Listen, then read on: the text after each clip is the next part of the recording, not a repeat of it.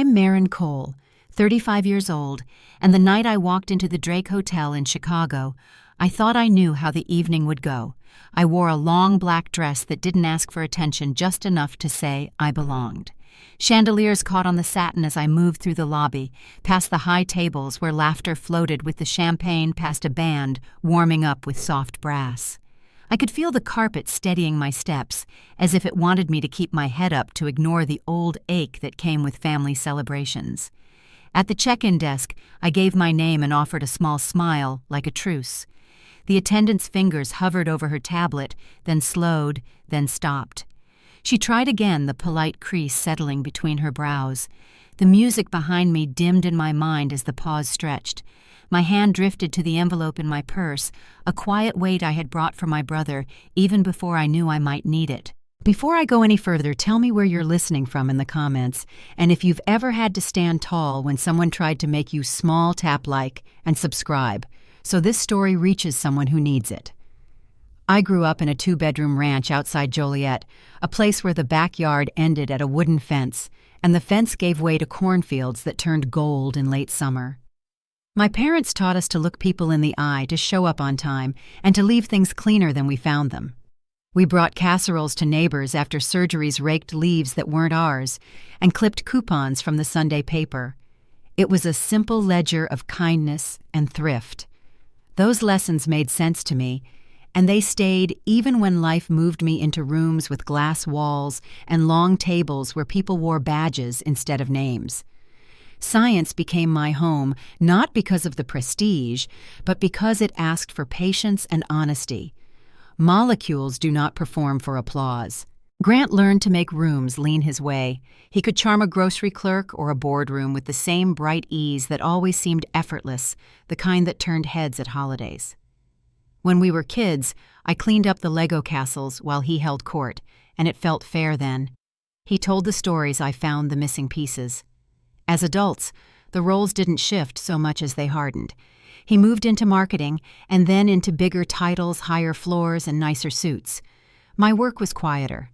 I studied gene therapy, wrote grants, and managed teams that spent late nights guiding fragile data toward daylight.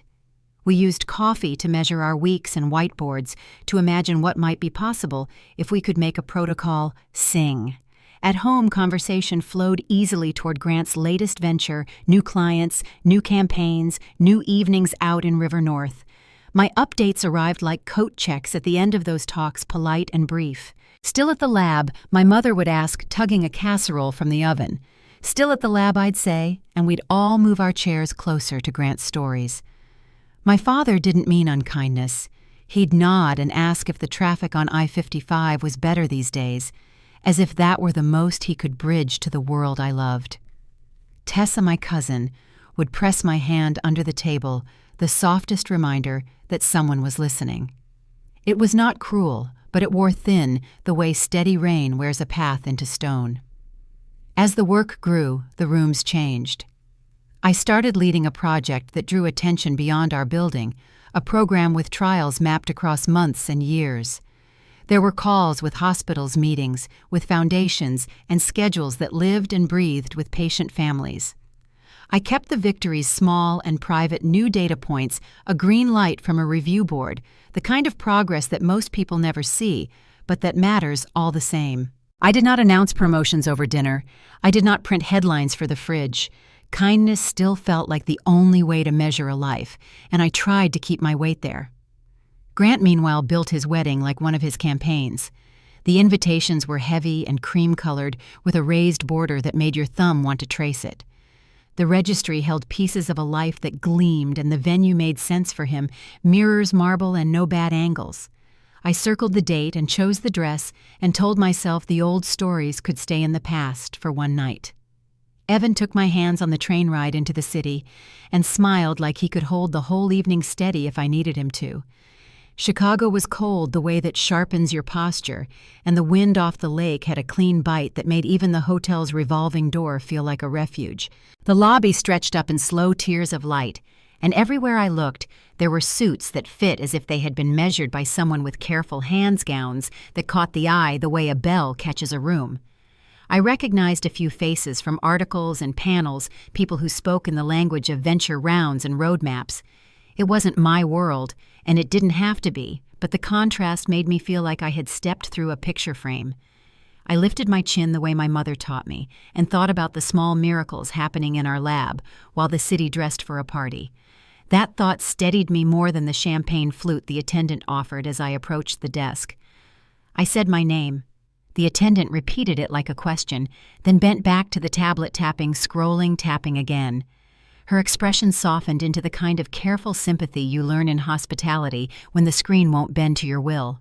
I told her my brother was the groom and that I should be just there, one line among many, and she nodded as if she wanted that to be true. Movement gathered behind me, the low tide of guests filling the space shoes on marble, a horn line from the ballroom, the clink of glass on glass. The attendant looked up. I could see the apology forming at the corners of her mouth, and I felt the edges of the past start to press in. I thanked her before she could say anything else and stepped aside to let the next couple check in. The envelope in my purse lay flat and patient, a promise I had carried across the city, because sometimes a quiet thing can still hold its shape in a loud room. I set my hand over it and drew a breath that reached my heels. Then I reached for my phone, the screen lighting my face as I scrolled to a number I knew as well as my own, and waited for the line to ring. The phone rang twice before Grant answered. His voice came through light and careless, like he was already entertaining a room. "What's up, Marin?" he said, half laughing. I told him the staff couldn't find my name on the guest list and asked if there might have been a mistake. For a heartbeat, the line was quiet, and then his laugh sharpened too loud against my ear. "You really think you're invited?" he said. "Come on, Marin. This is a high-profile event. Investors, executives, people who matter. You'd be out of place." The words hit clean and deliberate, no misunderstanding possible. I didn't speak right away. The music from the ballroom carried faintly through the phone, a trumpet warming up laughter floating above the hum. I swallowed, said a quiet, "I see," and he ended the call. Just like that, the line went dead. I stood there in the middle of that ornate lobby marble gleaming beneath the chandelier light and felt the air change around me. People brushed past, their perfume and cologne trailing warmth, their conversations flowing easy, untouched by what had just happened. I pressed the phone to my side, letting it rest there while I caught my breath. The envelope in my purse felt heavier than before, as if it already knew what it was about to become. It wasn't the first time I'd heard that tone from him. It carried the same echo as every family dinner where my name filled the smallest space. I remembered Thanksgiving 2 years ago, the table crowded with dishes, and my mother setting down a bowl of potatoes with a sigh. Grant's company landed another big account, she'd said. Everyone had looked toward him, waiting for the story, as if the meal needed his blessing to begin. I'd mentioned a breakthrough in one of our clinical trials that same evening, one we'd waited months to confirm, and Mom had smiled like she was humoring a child. "That's nice, honey," she'd said, already turning to ask Grant about his next trip. Dad never meant harm, but silence was its own kind of message. He'd nod, refill his wine, and say something about the weather, a bridge to keep the peace. Tessa would catch my eye from across the table, her expression saying what no one else did, that it wasn't right, but she'd stopped trying to fix it too. There had always been a quiet hierarchy in our house, a ladder I wasn't meant to climb. Grant's stories reached the ceiling. Mine never left the chair. Standing there that night at the Drake, it all came rushing back. The polished lobby floor reflected my figure back at me, small against the scale of the place, but I wasn't going to give him the satisfaction of another scene where I stood waiting to be noticed. I reached into my purse and drew out the sealed envelope, its edge crisp against my fingers. I walked to the check-in desk again.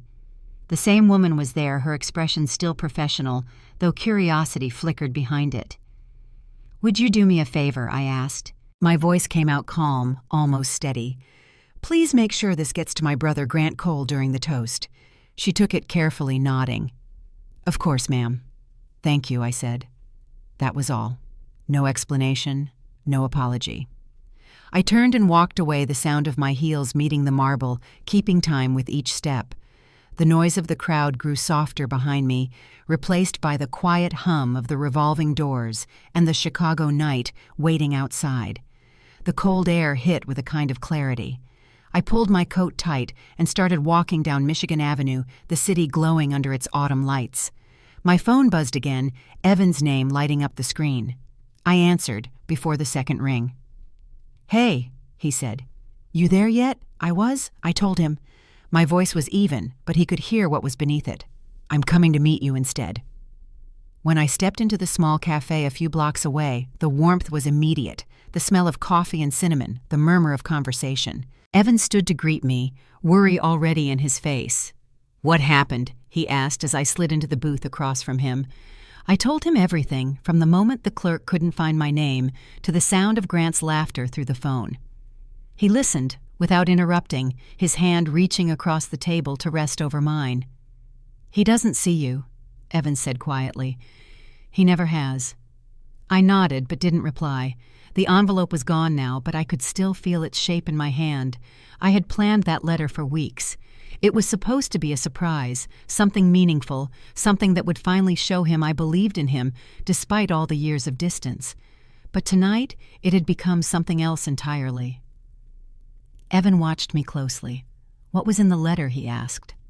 "Something I won't take back," I said. "Not after this." He waited, knowing I'd explain in my own time. I reached into my bag and pulled out a folded receipt, the copy of a transfer I'd arranged earlier that month. It represented a gift I'd intended to give Grant that evening quietly, without speeches or attention. $5 million from an account I'd built over years of bonuses, investments, and a stock grant tied to the biotech project I led. It was meant to clear his debts, give him breathing room, maybe even fund the house he'd been dreaming about since summer. Last July, he'd come by my apartment with that same restless energy he always carried. He'd sprawled on the couch, beer in hand, talking about a $2 million home in the suburbs. Pool theater, the whole deal, he'd said, showing me pictures on his phone. "Once my company hits the next round, it's mine." Then he'd laughed, admitting things were tighter than he let on. Just a rough patch.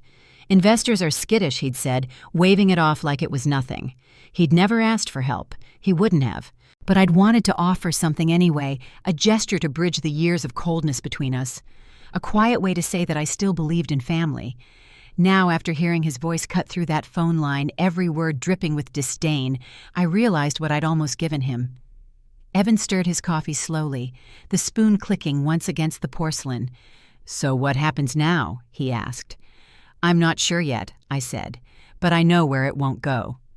The idea came while we sat there, the cafe lights soft above the tables. My research institute had been struggling to expand its funding for a gene therapy program focused on rare diseases. We'd been working on a proposal desperate for sponsors who believed in the long game of science over profit. The money I had set aside could do more good there than it ever could for Grant's image. "I'll donate it," I said finally. "All of it." Evan's hand tightened around mine. His eyes softened in that steady way that always grounded me. "That sounds right," he said. I nodded. "It is."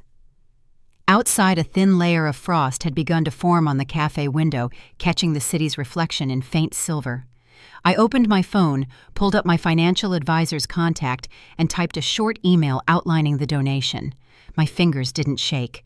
The message sent, and with it the weight that had been sitting on my chest all evening, seemed to ease.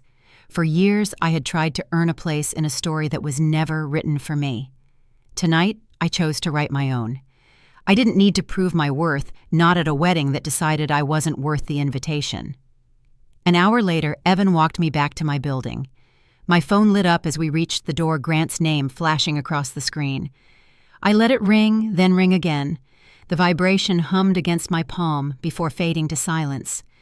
Evan looked at me with a quiet question, but I only smiled and slipped the phone into my coat pocket. Inside, the hallway smelled faintly of cedar from the old floors. I hung my coat, turned off the light, and stood by the window for a moment, watching the city flicker beneath the clouds. Somewhere not far away, the toasts were ending. Champagne glasses were clinking, and the envelope I'd left behind was about to open. I didn't know what my brother would feel when he saw what he had thrown away, but for the first time in years, I didn't feel small. I just felt done. The phone started buzzing again, a steady rhythm against the stillness of the room. I let it go. Tomorrow would bring whatever it wanted to.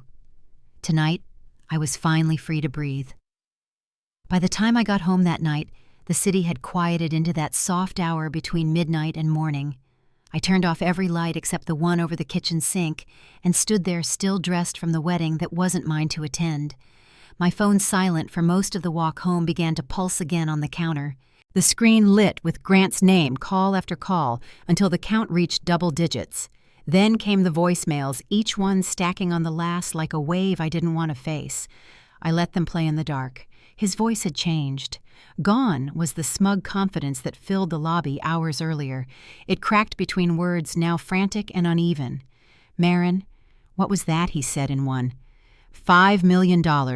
You're a director. Call me back. Another followed almost immediately. Okay, maybe I overreacted. Just let's talk. All right. The next one came quieter. Please. I didn't know. By the time the 12th message ended, the phone was warm in my hand. I placed it face down and leaned against the counter. The refrigerator hummed softly steady in the background, a sound more honest than any of his apologies. I didn't delete the messages. I didn't answer. Morning came gray and slow. Evan made coffee and didn't ask questions. He read the quiet between us better than most people could read words. I sat at the table watching the steam rise and curl, thinking about how small a thing it was, a letter sealed and left behind, and how quickly it had turned everything inside out. It wasn't long before the next wave arrived. My mother called first. Her tone wasn't confusion or worry. It was accusation. "Marin, how could you hide something like this from us?" she demanded. "Your big job, your money, you let us think you were just tinkering away in some lab." Her words tumbled over each other, sharp and rehearsed. She didn't ask why I'd kept my work private. She didn't ask if I was all right. She wanted to know why she hadn't been told. I held the phone a few inches from my ear, staring at the frost tracing the edges of the window. When she finally stopped, I said only, "You never asked." That silence lasted a beat before she hung up. Dad's call came a few minutes later, his voice lower, slower. "You should have told us," he said. "Your brother's in a tough spot. That money could have saved him." I could hear the weight in his sigh. Not disappointment, but the same resignation that had carried him through decades of keeping peace. "It wasn't his to save," I answered, and we both knew the conversation was done. Evan reached across the table, brushing his thumb over my hand. "You don't have to carry it," he said. I nodded, though the truth was I already had for most of my life. By afternoon, messages from Tessa started coming through. The first one was short. "You're not going to believe this." Then another followed. "Grant read your letter out loud." My pulse quickened. I typed back, "What? Why would he do that?" Her reply came almost instantly. He thought it was a toast. He wanted to show off. Tessa's next message arrived a minute later, longer this time. He opened it during his speech. Everyone was watching. He started reading, and halfway through his face went white. He tried to keep going, but the words just stopped coming out. People were whispering. Someone from the investor table asked if it was real. I pictured it in my mind, the ballroom glowing with chandeliers, Grant holding my envelope in front of a crowd, his voice faltering as the words hit him, the $5 million, the account, the truth about who I was and what I'd done. The same people he'd wanted to impress, now realizing he'd dismissed someone whose work touched their own industries. Tessa wrote again. Avery looked like she was about to cry. He tried to laugh it off, said it was a joke, but nobody bought it. His investors started asking questions. One of them left early. "It's bad, Marin." I stared at the messages until they blurred. The kitchen light above flickered once, then steadied again. Evan leaned in the doorway, reading my expression more than the screen. "It's unraveling," I said softly. He poured more coffee and handed me the mug, then let it. The hours passed in quiet. Outside, the snow had started again, soft flakes catching the city lights. I scrolled through my email just to keep my hands busy. Buried between work memos was a notification from the Institute's communications office, a press release draft, announcing a major private donation to support pediatric gene therapy research. My name sat neatly in the headline. I clicked it open, reading through the statement. They'd written it with care, outlining the goals of the project, the trials it would accelerate, and the families it would reach. It wasn't about recognition, but the timing made the whole thing feel almost poetic. Grant's world was cracking in one ballroom, while mine was building something real, something that mattered beyond our last name. My phone buzzed again this time with messages I didn't expect. A colleague forwarded a post from a biotech network congratulating me on the donation and new director title. Dozens of comments followed scientists, investors, and researchers I'd worked with over the years. They spoke about collaboration vision potential. Buried among them was one that caught my eye. I was at the Drake last night. Can't believe what I saw. People underestimate quiet power. I locked my phone and set it aside. Evan was flipping through a newspaper, though I could tell he wasn't reading it. "It's all over already," he said. "He'll have to face it." I know. We didn't talk much more after that. The quiet was enough.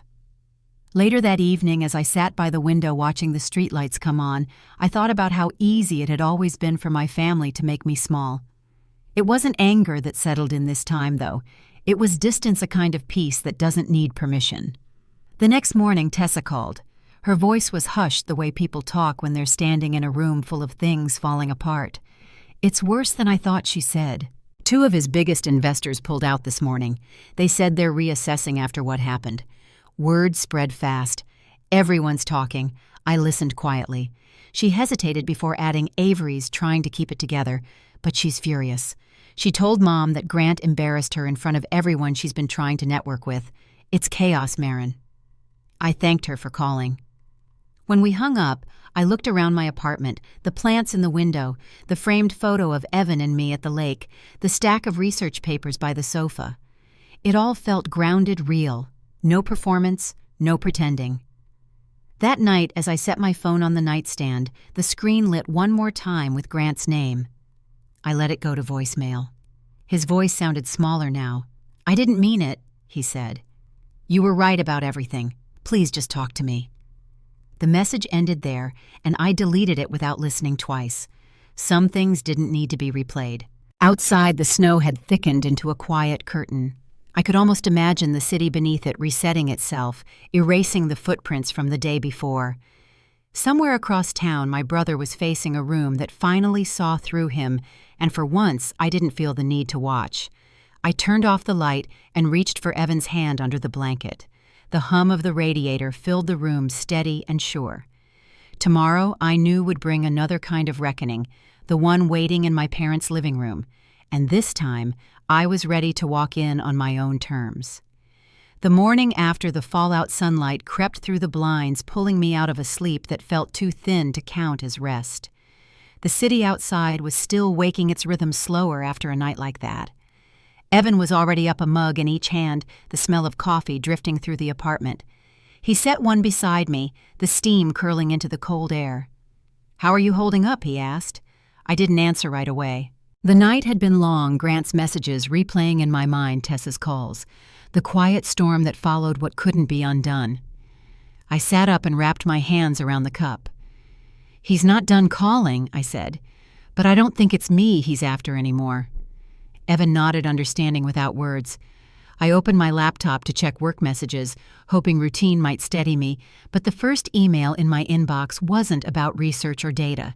It was from the communications director at our institute. The subject line read, "Press Coordination and Media Inquiries."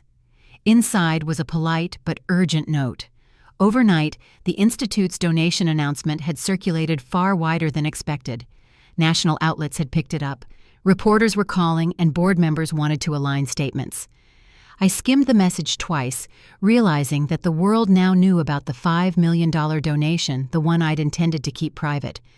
My quiet decision had grown legs. Evan leaned over my shoulder, reading the subject line. "You ready for this?" he asked. I exhaled slowly. I guess I have to be. By midday, the Institute's official statement went live. It included a brief profile of me, my role, my work, and a few lines about what the donation would fund.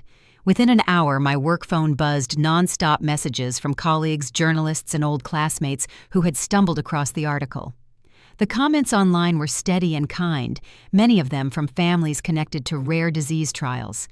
For every kind word, though, there was a voice in the back of my mind reminding me who else was reading. It didn't take long for Tessa to confirm it. "He's furious," she said over the phone. "Grant's investors are dropping calls left and right. 2 backed out completely this morning. They're saying they don't trust his judgment. Everyone's connecting the dots between your name and his." I paced the living room, the sound of the floor creaking beneath my steps. "What about Mom and Dad?" I asked. "They're defending him," she said quietly. "But it's not working. People saw everything. Avery's been crying all day. They can't control the story anymore." The image of that ballroom flashed again, the marble floors, the golden light, the way Grant must have stood at the center of it all, realizing his version of the world had cracked open. I felt no satisfaction, only a strange calm, as if life was finally correcting its own balance. That evening, I left the city early to meet with our institute's board. The discussion lasted hours, mapping out how to handle the surge of attention. When it ended, I stepped outside into the cold. The skyline was sharp and silver against the dark, and for the first time in years, I didn't feel small beneath it. I had worked for this quietly, piece by piece, through long nights and missed holidays. The recognition was not the reward. It was the proof that I had built something lasting, something that spoke for itself. When I returned home, the apartment lights were low. Evan had made dinner simple and warm, but I barely touched it. My mind was elsewhere, already sensing the next call that would come. It arrived just before 10. My father's name glowed across the screen. I hesitated before answering. "Marin," he began, his voice carrying the weight of a long day. "Your mother and I think we should all meet. Tomorrow. Here." His tone wasn't a request. It was the same measured authority that had once kept the house in order when we were kids. I knew arguing wouldn't change anything. "All right," I said. "I'll be there." Evan met my eyes when I hung up. "You don't have to go," he said. "I know," I replied, "but I want to." Sleep came in fragments that night. I kept hearing the faint echo of Grant's voice from the voicemails, each one more desperate than the last. Morning light found me before the alarm did. I dressed simply, gray sweater, dark jeans, and left the apartment while the city was still quiet. The drive to my parents' house felt longer than usual. The neighborhood hadn't changed much, the same trimmed hedges, the same mailbox leaning slightly from old winters.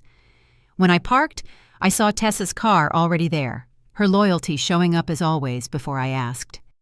Through the window, I caught a glimpse of everyone gathered inside. Dad was in his usual armchair, elbows on his knees. Mom stood near the fireplace, arms crossed tight. Grant sat beside Avery, who looked pale and tired, her eyes swollen. The moment I walked in, the air shifted. "Thank you for coming," Dad said, his tone formal. "We need to clear the air." I took a seat across from them, resting my hands on my lap. No one spoke for a few seconds. The tension was its own sound. Grant was the first to break it. "Marin," he started, voice thin. "I didn't mean what I said that night. The guest list. It wasn't personal. Things got complicated." "Complicated," I repeated quietly. "You told me I didn't belong." He looked down, his thumb tracing the edge of his watch. "I was wrong. I was trying to impress people.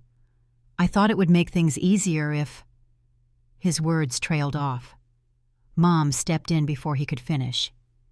"You could have told us about your job," she said sharply. "We had no idea you were some big director. You let us think you were still just running tests in a lab." I met her gaze steady. "I did tell you," I said. "You just never listened. Every time I tried, you changed the subject to Grant's new client or his next promotion." Dad shifted in his chair, trying to soften the edge. "Let's not point fingers," he said. "Your brother's company is in trouble now. That money you mentioned, it could have helped." I leaned forward slightly. The money was never his dad. It was mine to give. And I did give it to the Institute. It's funding trials for children who don't have time to wait for us to fix our pride. Grant's face drained of color. "You gave it away," he asked, almost whispering.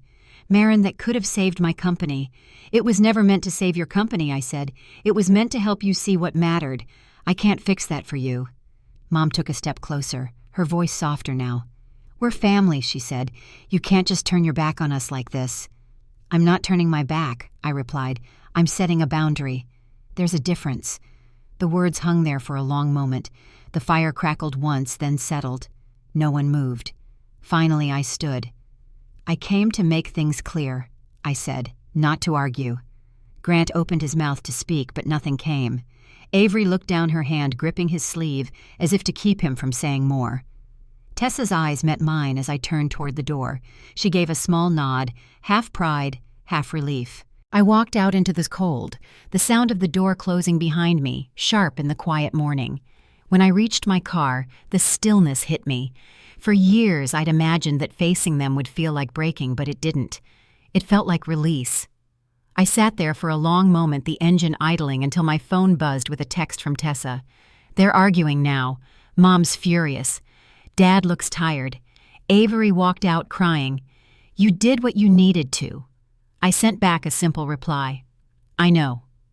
As I drove away, the sun cut through the clouds, lighting the road ahead. There was no triumph in it, no bitterness, just a quiet steadiness, the kind that comes when you finally stop trying to be understood. At home, Evan was waiting, standing by the window. He didn't ask what happened. I told him anyway, every detail, every word. He listened the way he always did, fully quietly, without interruption. When I finished, he said, "You can rest now." And for the first time in a long time, I did. Still, as the evening fell, I couldn't shake the feeling that this was only the beginning, that the silence left behind in that house would soon turn into something louder, something that would test the calm I'd finally found. The next few days passed in quiet pieces, like the city itself had decided to rest. At first, I thought maybe the storm had settled. Then the headlines started shifting, and Grant's name was no longer just whispered in corners. It was printed in black and white. I saw one of the articles by accident, a business column that framed the story with cool detachment, coal marketing faces, investor withdrawals, following wedding incident. They didn't use my name, but the timing was clear. A journalist had traced the connection between his company and my institute's donation. The story wasn't cruel, it was factual, but the facts alone had done enough damage. I read the article once, set the paper aside, and went about my day. My phone stayed quiet except for messages from work and one short text from Tessa. "He's unraveling Marin. Just letting you know." Evan and I kept a routine. We cooked, walked by the lake in the evenings, and talked about plans that had nothing to do with my family. He didn't press for details about what came next, and that space helped more than anything. But late one night, I opened my inbox and found a message from Avery. The subject line read, "Please hear me out." I hesitated before opening it. The email was long, apologetic, scattered raw in a way I hadn't expected. She said she hadn't known the full story about my career, or the letter that she'd been humiliated when the truth surfaced. But she also wrote something that stopped me cold. "Grant isn't angry at you anymore. He's scared. Everything is slipping away."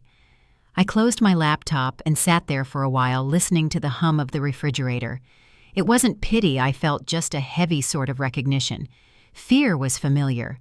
I'd lived under it for years, the fear of being small, invisible, replaceable. But I'd learned that fear can't hold power once you stop needing someone's approval.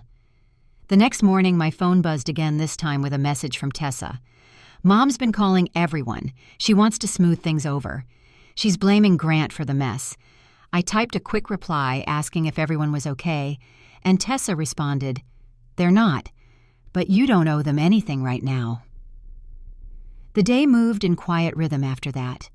I finished reports, took calls with the Institute's board, and spent the afternoon reviewing data for our new clinical trial. Each piece of work reminded me why I'd made my choice to put my energy into something that outlasted ego and family politics. Still, part of me wondered if the silence from my parents would hold. It didn't. That evening, just before dinner, my phone rang. It was Mom. Her tone was softer than it had been the last time we spoke, almost tentative. "Marin," she said, "your father and I have been thinking. Maybe we handled things wrong." I stayed quiet, waiting. She sighed. "We didn't realize what your work meant. We didn't know how much you'd accomplished. But you can't just leave your brother out there like this. He's hurting." I kept my voice even. "Mom, Grant made his choices. He's responsible for what followed." "I know," she said quickly, "but he's family. Maybe if you'd just talk to him privately, it could ease things." I could picture her standing in the kitchen phone pressed to her ear, her other hand twisting the dish towel the way she always did when she felt cornered. I almost felt sorry for her. Almost. "I'm not ready for that," I said finally. "He needs to sit with what he's done, and I need to keep my distance for now." She didn't argue. "I understand," she said quietly. "Just think about it." After we hung up, Evan set a plate in front of me. "You all right?" he asked. "Yeah," I said. "They're trying to patch things, but I'm not sure it's about me. They just want the noise to stop." He nodded. Sometimes silence teaches more than any conversation. The next few days unfolded gently. My work gained new momentum as word of our project spread through professional circles. We were invited to speak at a conference in Boston, and the Institute secured additional funding from other donors inspired by the gene therapy trials.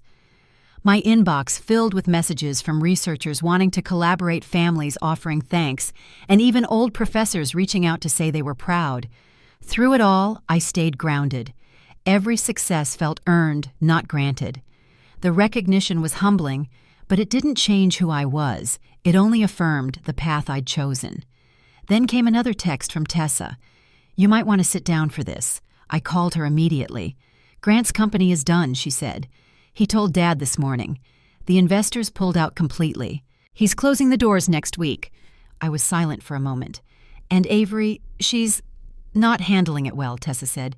"She blames him for everything. She's been staying at her sister's house since the weekend." The words settled between us. Tessa hesitated before continuing.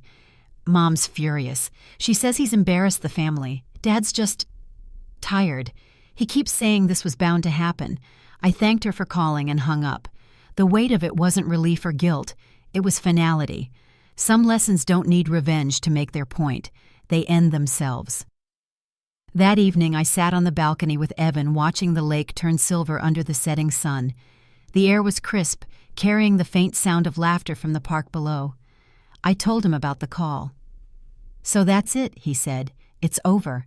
I thought about the house Grant had once described, the one with the pool and the view.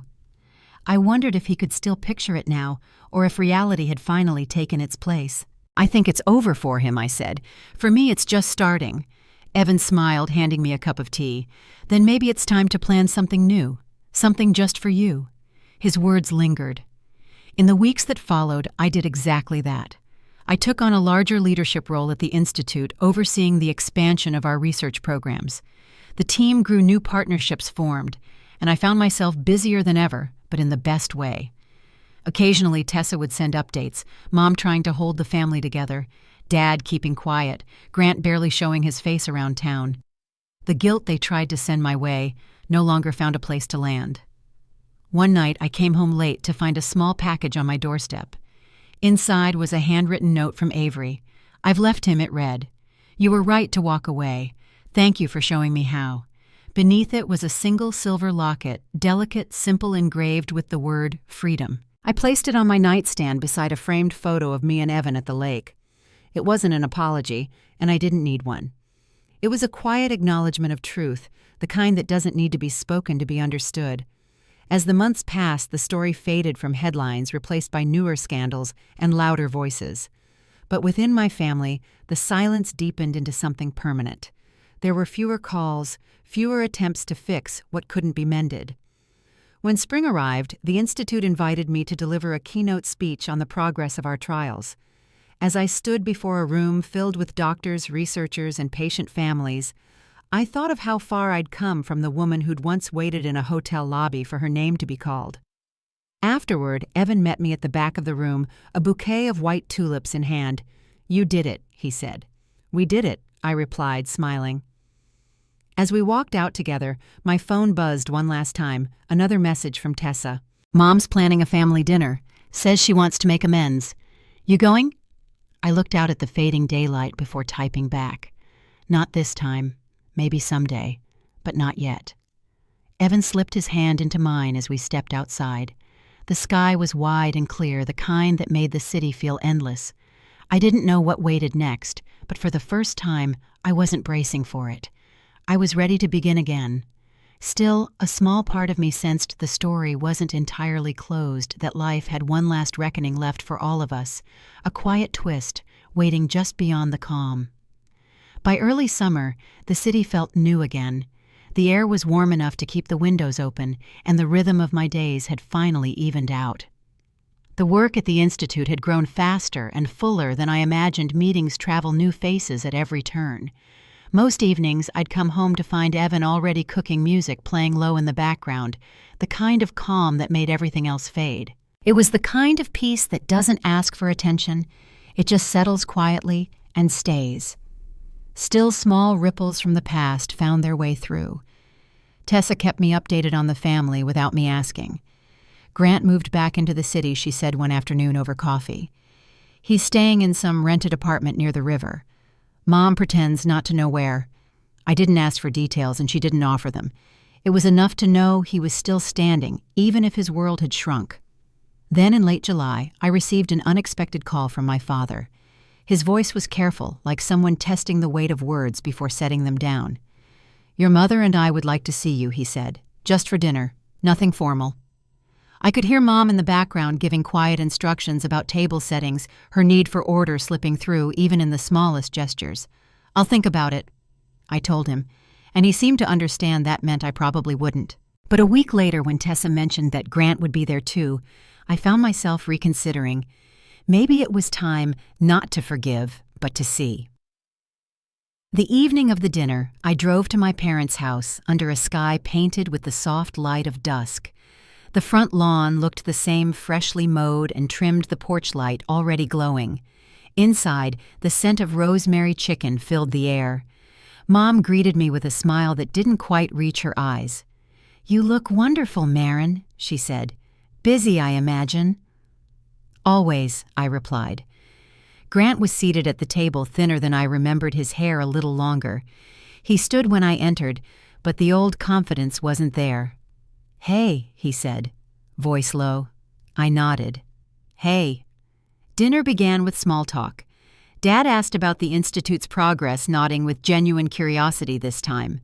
Mom chimed in about the neighborhood new neighbors a remodel down the street. Grant said little, mostly moving food around his plate. The silence between us carried more truth than the words floating around it. Halfway through the meal, Mom reached for her glass and cleared her throat. "We wanted to have this dinner because we need to stop letting things fester," she said carefully. "Family shouldn't stay divided." I looked at her, waiting. Grant set his fork down. "Mom," he began. "It's okay." His eyes met mine. "I've been meaning to talk to you anyway." The room went still. "I don't expect anything," he said. "I just wanted to tell you I was wrong. About everything. The wedding. The way I treated you, all of it." His voice was even, but the strain behind it showed. I thought success meant being seen, being admired. I didn't realize how small it makes you when you need that too much. I didn't interrupt. He kept going. "When your letter came out, I was angry, not because of the money, because it made me see what I'd become, someone who measured people by what they could give me. You didn't owe me anything, but you gave anyway. And I threw it away." Mom shifted in her seat, her napkin twisting in her hands. Dad kept his gaze on the table. Grant leaned back slightly. "I lost everything after that," he said quietly. "The company, my marriage, my friends. But maybe that's what it took, to finally stop pretending I was someone worth admiring." The sound of the clock on the wall filled the pause that followed. "I'm not asking for forgiveness," he said. "I just wanted you to hear it from me." For a moment, the only thing I could do was breathe. Years of swallowed words pressed at the edge of my throat, but they didn't need to come out anymore. "Thank you for saying that," I said finally. "It doesn't fix the past, but it matters." He nodded once, his eyes glassy but steady. After dinner, I helped Mom clear the table. She moved quietly beside me, setting plates in the sink. "He's trying, you know," she said. "We all are." "I know," I said. "And I hope you keep trying." Her hand lingered on mine for a second before she turned away. When I stepped outside, the evening air was soft against my face. Grant followed me out, stopping by the porch steps. "You really donated all of it," He asked, his tone more awe than regret. I did, I said. It wasn't for me to keep. He nodded. I read about the kids in that program. You're changing lives. So are the people who believed in the work, I said. I just made sure it had a chance. For a long moment, neither of us spoke. Then he reached into his pocket and pulled out a folded envelope. I don't want to make this weird, he said, but I've been saving something. It's not much, just a check from selling the last of my assets. I want you to have it. I shook my head. Grant. Not for you, he interrupted gently. For the Institute. For the same reason you gave. It's small, but it's a start. I looked down at the envelope, then back at him. You don't have to do this. I know, he said. That's why I want to. I took the envelope and slipped it into my coat pocket. Thank you, I said. He gave a small nod, his eyes tired but clear. You were right to walk away. I get that now. As I drove home, the city lights blurred against the windshield. Evan was waiting when I arrived, reading on the couch. How was it? He asked. Unexpected, I said, hanging up my coat. But maybe good. He smiled. You sound lighter. Maybe I am. Later that night, as we sat by the window watching the city drift into quiet, I opened the envelope. Inside was a check for $10,000 and a short handwritten note to start giving back instead of taking. Grant. I traced the words with my thumb, feeling the weight of them.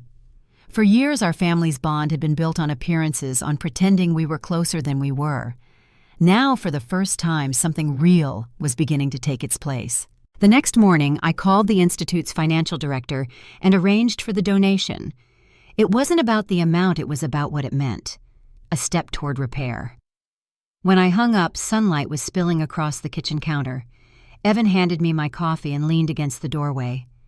You look like something just clicked, he said. Maybe it did, I replied. Outside, the city hummed awake, steady and familiar. I wasn't sure what would come next, but I knew the ground beneath me had shifted again, this time in the right direction. And somewhere deep down, I could feel that the story wasn't done yet.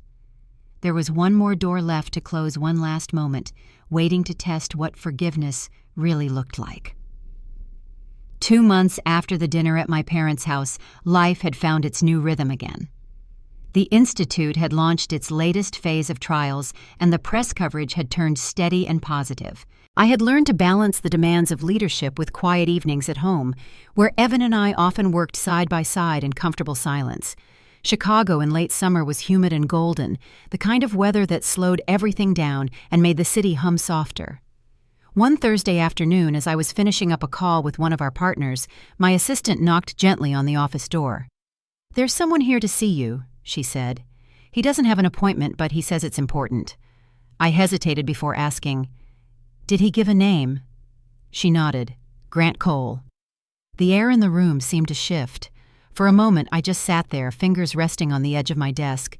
Then I told her to let him in. He walked in quietly, dressed in jeans and a pale blue shirt, the sleeves rolled up. He looked older, tired, but not broken. There was something steadier about him, a calm I hadn't seen in years. He smiled faintly. You're hard to catch these days, he said. I've been busy, I replied, motioning for him to sit. He took the chair across from me, glancing around the office. This is impressive, he said softly. You built something real here. I folded my hands together on the desk. You didn't come here for a tour. He laughed once under his breath, the sound almost sheepish. No, I came to ask for help, but not the kind you think. That caught me off guard. I leaned back, watching him carefully. I've been doing some consulting, he said. Small businesses, startups trying to recover from bad marketing or leadership mistakes. I've been using what's left of my experience to help them find footing again. He paused, his eyes flicking to mine. There's a company working on affordable diagnostic tools for clinics overseas. They're trying to reach your institute for a partnership. I told them I knew you. I stayed silent, letting him continue. I'm not asking you to give them special treatment, he said. I just wanted to make the introduction. They're good people doing good work, and maybe it's time I did something that matters for the right reasons. For a long moment, I didn't speak. Then I said quietly, email me their details. I'll look into it. Relief softened his expression. Thank you. He hesitated, then added, "I meant what I said before, Marin. I'm trying to make things right, not just with you, but with the world I helped twist around my own ego." I nodded slowly. "I know, and for what it's worth, I see the effort." He smiled faintly. "That's more than I expected." Before he left, he reached into his pocket and pulled out a small folded newspaper clipping. "I found this the other day," he said, handing it to me. "It's the article about your donation. I kept it. Not because of the money, because that was the moment I realized I'd been living wrong. I looked at the paper, the edges worn from being carried too long. You can keep it," I said gently, handing it back. "That story's yours too now." When he left, the room stayed quiet for a long time. The late afternoon sun had turned the glass walls golden, and I found myself thinking how strange and full circle life could be. That weekend, Evan and I drove out of the city for a short break by the lake. We stayed in a small cabin surrounded by tall pines, the air thick with the scent of rain and earth. I told him about Grant's visit as we sat by the water. Evan skipped a stone across the surface, watching it ripple. "Sounds like he's finally learning," he said. "Maybe," I replied. "It's strange, isn't it? The person who once tried to shut me out now wants to build something I might help shape." He smiled. "That's what growth looks like. Messy, but real." We stayed there until the sun dipped low, the lake turning to glass.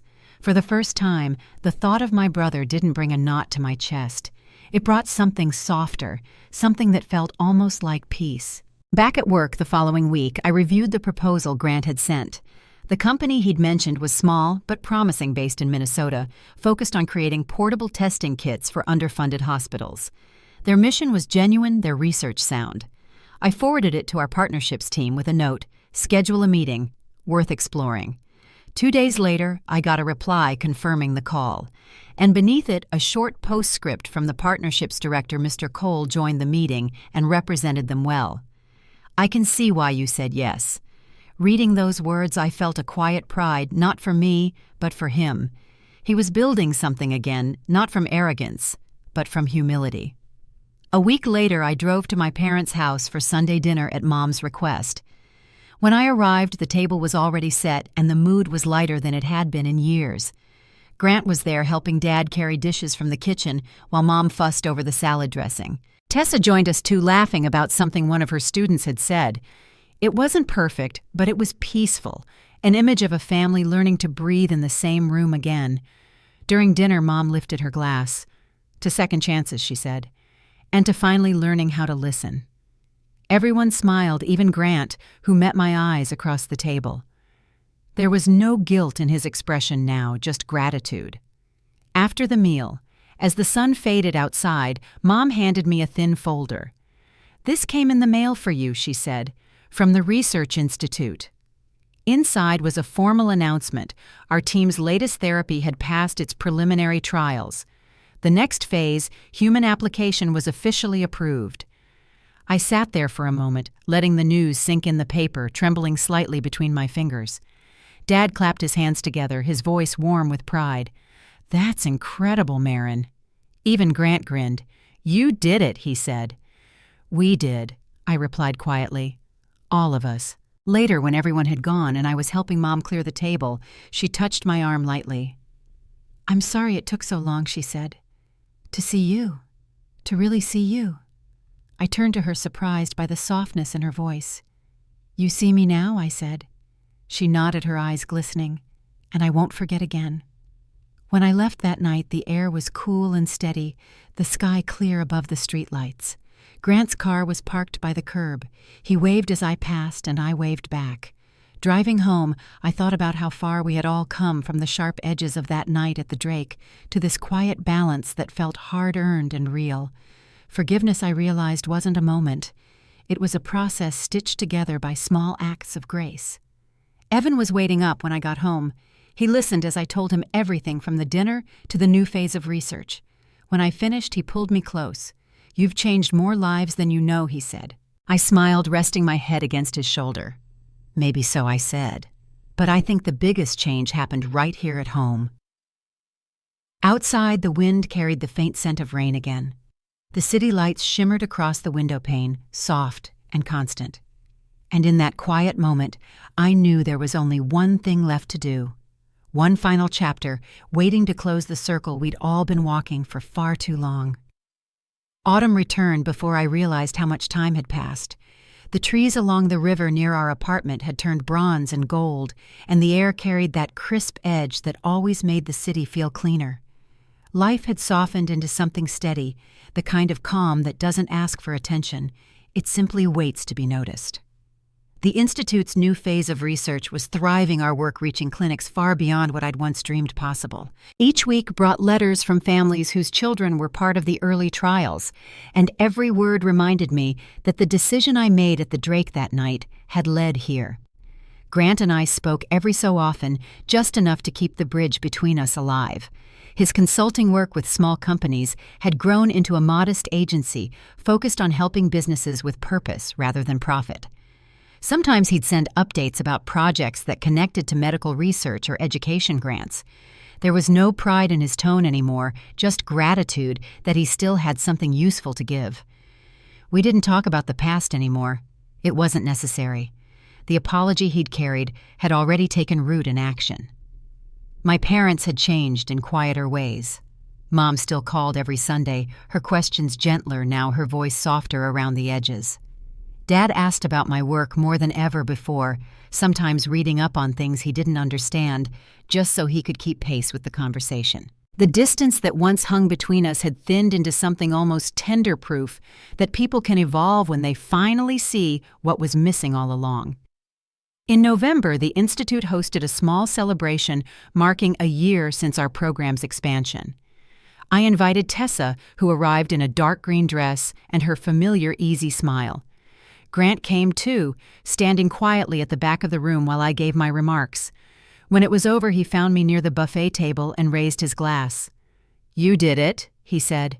I smiled. "We did." He nodded, the corners of his mouth turning up slightly.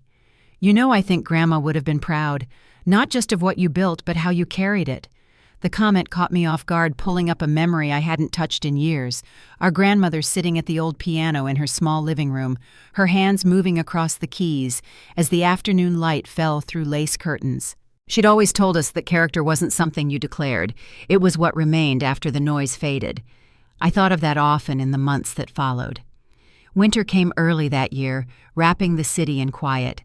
Evan and I decided to spend the holidays away from Chicago, just the two of us, at a cabin near Lake Geneva. It was peaceful there, snow on the windowsills, a fire humming low, and the world outside slowed to a whisper. One night while we were sitting by the fire, Evan asked, "If you could go back to that night at the Drake, would you change anything?" I thought about it for a long moment before answering. "No," I said finally. It hurt, but it also woke me up. That letter wasn't revenge. It was a line in the sand. It showed me what I was worth. He nodded, his eyes reflecting the firelight. "Sometimes justice looks like peace." "Exactly," I said. "And sometimes it looks like walking away without slamming the door." We spent the next morning watching the snow fall across the lake. The quiet was so deep it almost felt sacred.